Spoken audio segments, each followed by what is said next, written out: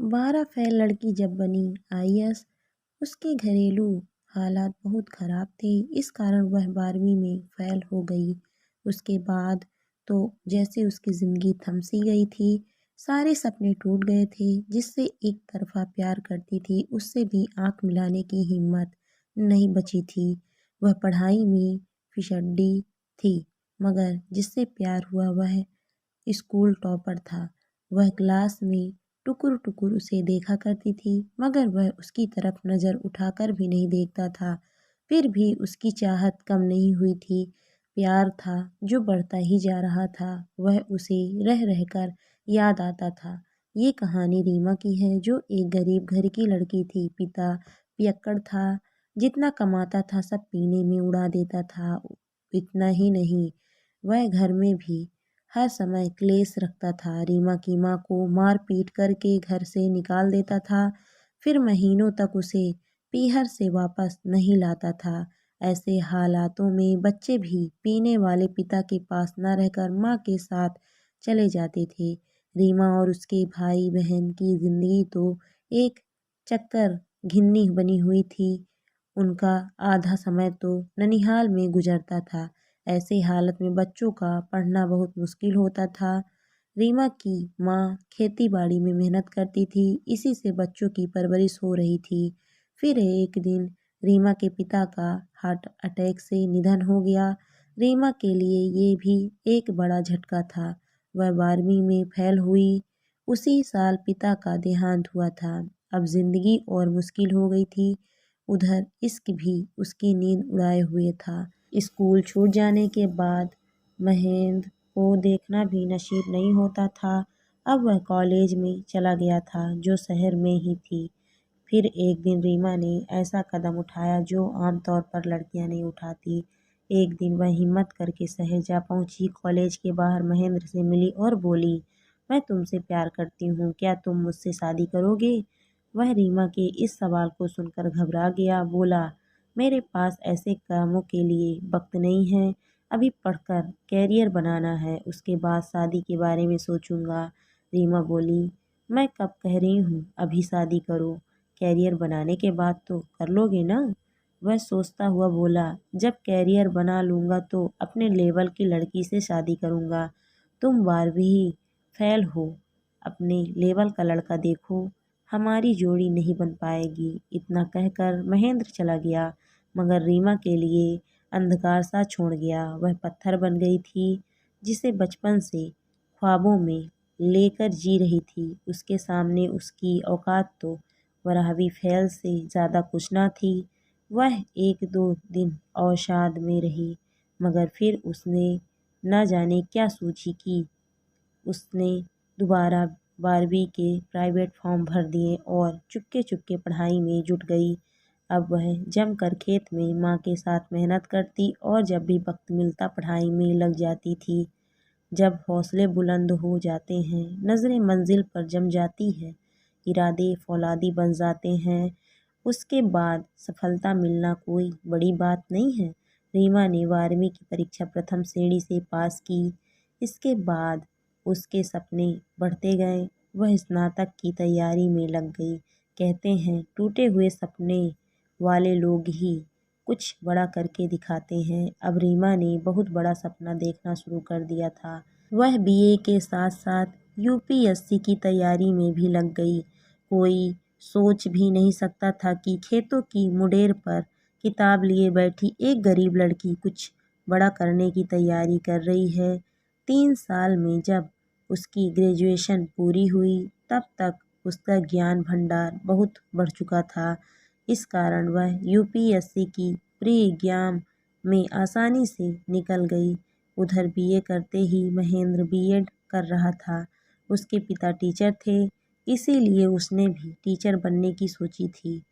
Pre में निकलने के बाद रीमा ने पूरे दमखम के साथ मुख्य परीक्षा दी, मगर वह पास ना हो पाई। वह इस हार से निराश होने वाली नहीं थी। वह दोबारा पूरे जोर शोर के साथ तैयारी में लग गई।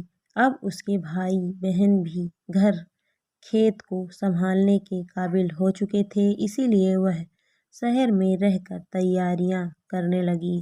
3 साल की अखंड तपस्या के बाद उसने आईएएस में टॉप कर दिया। जो ही रिजल्ट आया, रीमा के गांव में ही नहीं पूरे जिले में उसके नाम की चर्चा होने लगी। गरीब परिवार की गुमनाम बेटी अचानक सुर्खियों में आ गई। उसका इंटरव्यू लेने के लिए पत्रकार उसके घर आने लगे। जब महेंद्र को रीमा के बारे में पता चला तब उसको तो जैसे काठ मार गया। वह बीएड करने के बाद टीचर की वैकेंसी निकलने का इंतज़ार कर रहा था। अभी तक बेरोजगार था, मगर जिसे 12वीं फेल कहकर ठुकराया था वह तो कलेक्टर बन चुकी थी। गांव में जगह जगह उसका स्वागत हुआ, मगर महेंद्र उसे कहीं भी नजर नहीं आया। मगर ट्रेनिंग पर जाने से पहले वह उसके घर पहुंच गई। उसे देखकर महेंद्र के घर वाले बहुत खुश हुए। महेंद्र तो उससे नज़र ही नहीं मिला पा रहा था। हाय हेलो से ज़्यादा दोनों में बात नहीं हो सकी। मगर वापस आते समय रीमा उसे एक चिट्ठी दे आई। बोली, अकेले में बैठकर पढ़ना। महेंद्र अकेले में जाकर चिट्ठी पढ़ने लगा। लिखा था, आमने सामने बैठकर बात नहीं कर पाएंगे, इसीलिए चिट्ठी देकर जा रही हूँ। जब मैं 5वीं क्लास में थी तभी से तुम मुझे अच्छे लगने लगे थे। तुम्हारी नज़र मुझ पर नहीं पड़ती थी क्योंकि तुम लेवल में मुझसे बहुत आगे थे। तुम्हारे पिताजी अध्यापक थे, इसीलिए तुम्हारे पास अच्छे कपड़े और अच्छे जूते हुए करते थे। मगर मेरे पास तो पहनने के लिए ढंग के कपड़े भी नहीं थे। जिस दिन स्कूल ड्रेस की छुट्टी हुआ करती थी उस दिन भी मैं ड्रेस पहनकर ही स्कूल आया करती थी। गुरुजी कहा करते थे, इस लड़की को स्कूल ड्रेस बहुत अच्छी लगती है, इसीलिए ड्रेस की छुट्टी के दिन भी यह स्कूल ड्रेस में ही आती है। मगर सच यह था कि मेरे पास स्कूल ड्रेस के अलावा कोई और पहनने लायक कपड़े होते ही नहीं थे। मेरे पिता को तो तुम जानते ही थे, वो दिन रात पीने में रहते थे। मजदूरी करके जितना कमाते थे उससे ज़्यादा ही वो पी जाते थे। हमें तो माँ ने ही पाला था। वह दिन रात मेहनत करके खेत में अनाज और सब्जियां पैदा करती थी।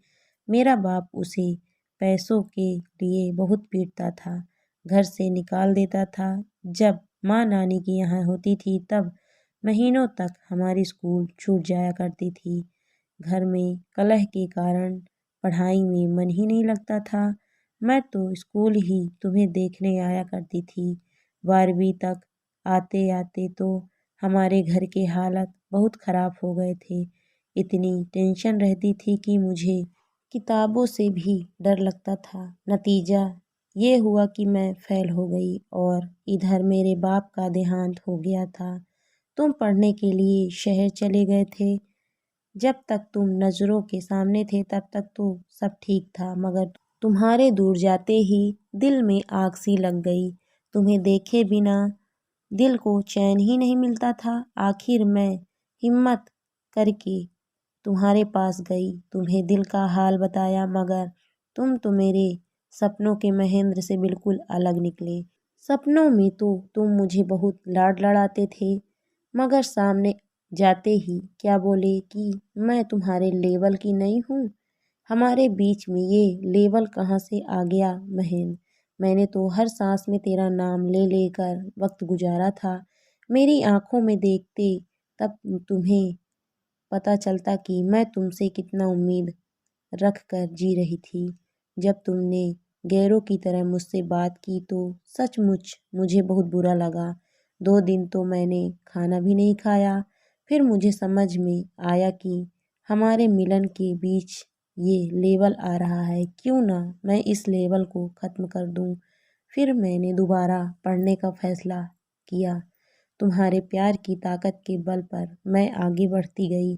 जब भी थक जाती थी तब तुम्हें याद करके दुगनी ताकत से लग जाया करती थी। सुनो यारा, मुझे पद और पैसों से कोई मतलब नहीं है, पता नहीं क्यों चाहिए, मगर मुझे सिर्फ तू ही चाहिए। अगर अब भी लेवल में कोई प्रॉब्लम हो तो बता देना। तुम्हारी खातिर मैं ये नौकरी भी छोड़ दूँगी। कल सुबह मैं आईएएस की ट्रेनिंग के लिए निकल जाऊँगी। अगर मेरे लिए दिल में थोड़ा-सा भी प्यार है तो मुझसे मिलने आ जाना। तुम्हारी रीमा। महेंद्र चिट्ठी पढ़ते ही भागा-भागा रीमा के घर पहुँच गया। जाते ही भरी आँखों से बोला, मुझे माफ़ कर दे।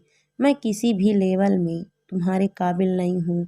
पढ़ाई के लेवल में मैं तुमसे बहुत पीछे हूँ, मगर प्यार के लेवल में तो मैं तुम्हारे सामने चींटी के बराबर भी नहीं हूँ। तुम और तुम्हारा प्यार महान है। रीमा मुस्कुराते हुए बोली, मुझे महान नहीं बनना है। सब कुछ तुम्हें पाने के लिए किया है। वह बोला, एक मामूली से इंसान को पाने के लिए तुमने मिसाल खड़ी कर दी जमाने के लिए। वह बोली, तुम मामूली नहीं हो। मेरे दिल से पूछो तुम कितने अनमोल हो। वह बोली, एक बात पूछें? वह बोला, क्या? वह बोली, बरसों से एक तलब सी है सीने की तुम्हारे गले मिलूं। इतना सुनते ही महेंद्र ने दोनों हाथ फैला दिए। वह दौड़ते हुए उसके गले से लिपट गई। फिर काफ़ी देर तक चिपकी रही। कैसे ना चिपकती, बड़ी शिद्दत से जो पाया था उसे। दोस्तों, कहानी आपको कैसी लगी कमेंट करके ज़रूर बताइए। कहानी अच्छी लगी तो वीडियो को लाइक शेयर करें। अगर आप मेरे चैनल पर नए हैं तो प्लीज़ मेरे चैनल को सब्सक्राइब भी करें